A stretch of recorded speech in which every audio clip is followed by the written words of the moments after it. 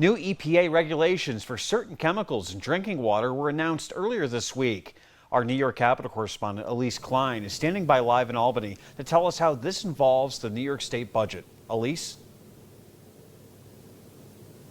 Nick, good evening. These new regulations certainly come at an interesting time here because lawmakers and advocates have been fighting throughout the budget process for more clean water funding. And this could potentially help them accomplish this goal as budget negotiations continue here.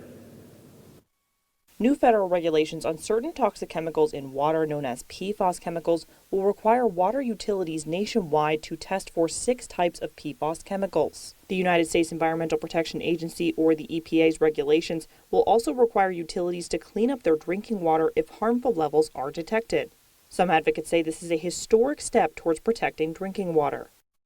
This will spur a lot more testing and treatment all across the state of New York, and the result will be cleaner water and healthier families for millions and millions of New Yorkers. Hayes highlights the new regulations is a big reason to restore budget cuts to a program in the budget called the Clean Water Infrastructure Act, which helps fund clean water projects. The governor proposes $500 million for clean water infrastructure funding over 2 years, a 50% cut of what funding for this program has been in previous years. Communities all across the state are going to need help affording to install new treatment technology or affording to find a new water source to make sure that their customers aren't exposed to toxic PFAS chemicals. Some lawmakers say they are continuing to push for restored clean water funding in the final budget plan.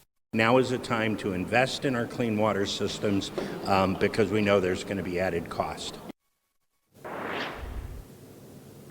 The final budget has been extended for the 4th time, so it is possible that we could see a final budget maybe sometime soon, but it looks like the wait continues on here in Albany. Reporting live, Elise Klein, WENY News. Nick, back to you. All right, thanks, Elise. And